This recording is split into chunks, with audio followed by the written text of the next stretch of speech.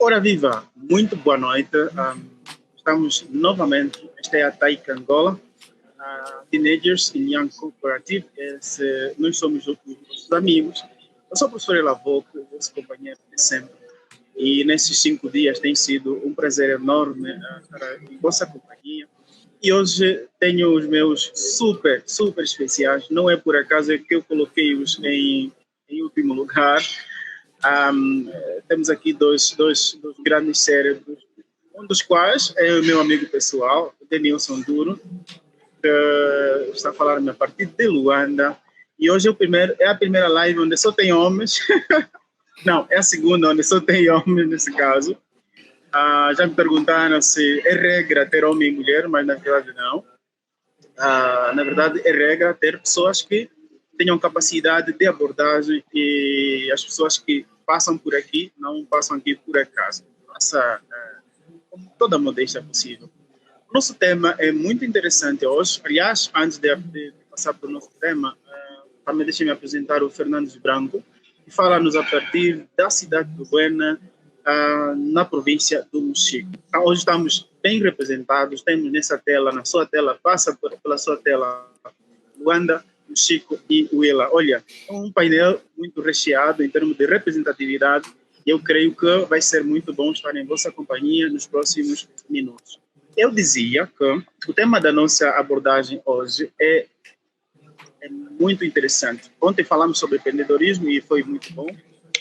O tema da nossa abordagem hoje está aqui, o papel dos jovens no desenvolvimento de Angola. Eu vou dirigir a minha pergunta aos meus convidados, e a sequência, a ordem de resposta vai depender muito da vossa disponibilidade. Que Angola é que nós herdamos? É uma pergunta muito provocativa. Falava-se em tempos sobre a questão dos jovens serem o futuro da nação, e hoje estamos no futuro. Não sei se ainda tem um futuro pelo qual ainda esperamos, e fala-se muito da questão dos jovens promissores. Mas uma pergunta assim, provocativa. Antes éramos crianças que éramos futuro da nação, hoje somos os tais jovens força motriz desta nação que se fez, ou então que é uma nação por ser feita. A pergunta é, que Angola é que nós herdamos? Para cada um de nós, ou de forma sequencial? Ok. Por favor, deixa Fernando. Obrigado. Bem, antes de mais, permitam-me também aqui estender as minhas saudações, né, ao professor Elavô, ao Denilson, a todo o pessoal da TAICI que nos acompanha, desde o Mochico, Lubango, Benguela, Luanda, Uambo, por esta vasta Angola, o meu muito boa noite. E é um prazer poder estar aqui também e partilhar aqui o painel com todos vocês.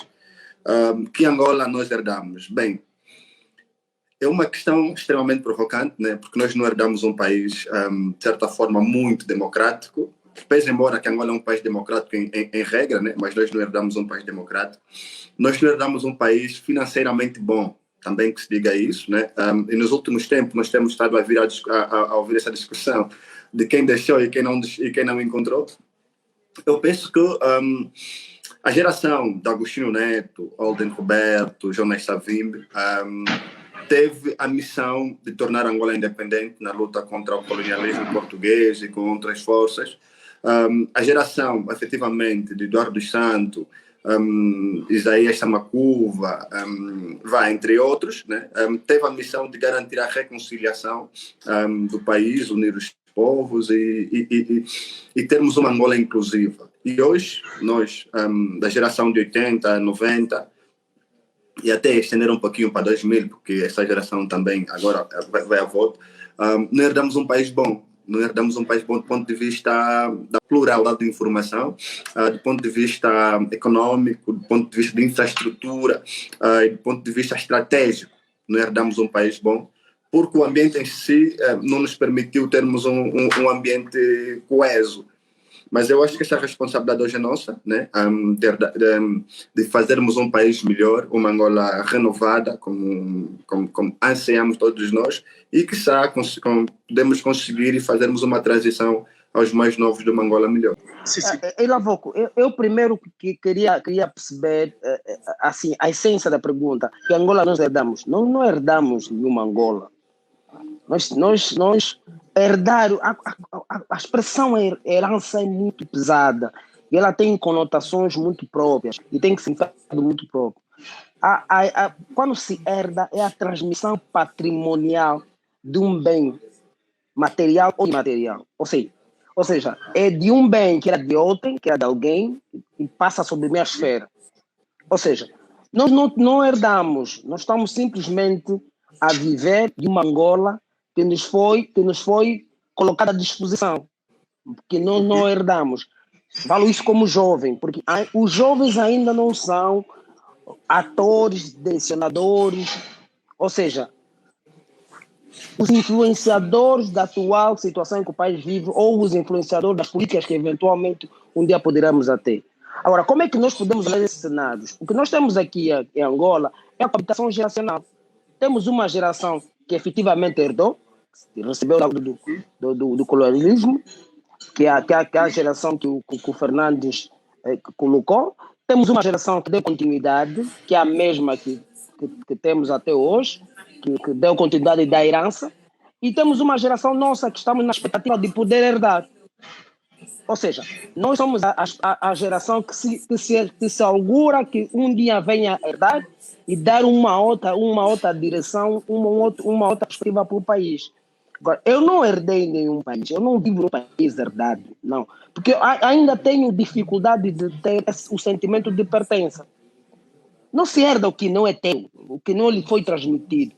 Agora, quem tem o país e quem tem a direção, quem está com a propriedade de se conduzir o país, ou tem a autoridade de conduzir o país, é que tem que ter noção que tem que fazer a transmissão de valores, de pertença a uma dada geração. Aí sim vamos poder deslumbrar uma possível herança, ou poder herdar o país. Mas nessa altura eu não me considero como um legítimo herdeiro. Esta é a minha colocação relativamente a essa questão. Denilson, nesta altura há uma problemática. Eu já estou a caminho estou agora com 34, a caminho dos 35. Então estamos no período da extinção, vamos chamar assim. Daqui a pouco nós teremos 50, 60 anos. Em que altura em que nós então vamos nos considerar como atores, finalmente, oficialmente, os realizadores, né? Os supremos decisores? E tudo começa aí. E tudo começa aí. Oi, Lavoco, tu não podes hoje dizer, eu herdei. Você não herdou nada. Você não influencia em nada. O que tu tens feito é participação. Mas a participação tem as suas dimensões. A participação tem a participação inclusiva e tem a participação exclusiva. Você pode pensar que estás a participar, mas você não está dentro da inclusão do processo de decisão, do direcionamento da estratégia de desenvolvimento do país. Isto não é herdar, é herança. Participar é estar no processo do processo de tomar decisão do país e sentir e ter essencialmente o sentimento de pertença. Ou seja, sentir que o país também é teu na perspectiva de que a tua opinião é suscetível de mudança, é suscetível de gerar algum tipo de mudança. É aí onde temos que começar a discutir primeiro. Que tipo de país nós herdamos? Nós não herdamos. Eu não me considero que eu herdei algum tipo de país. Se vocês herdaram, muito bem, ficam aí com o país que vocês herdaram. Eu não herdei. Não me foi transmitido nenhuma responsabilidade. Não me venham com essa conversa. Para mim é o seguinte, houve um grupo select de pessoas que lutaram para a independência e estes receberam o país. Houve até um documento oficial de transmissão proprietária e moral, até metafísica do país. Ela está aqui, o país é vosso, vocês estão autônomos, estão em direito. Ok. Essa geração fez a transmissão para uma outra geração. Eles também receberam, assinaram papéis. Tá bom. A minha geração não assinou nenhum papel e eu não me considero formalmente o herdeiro desse país. Ponto. Agora, isso é que temos que começar aqui a trazer em discussão. Como é que o jovem deve participar sem o sentimento de pertença para o desenvolvimento do país? Como é que o jovem deve se sentir partícipe no processo de desenvolvimento do país se ele não tem a perspectiva de propriedade? Porque você tem que se sentir dono do país para poder participar.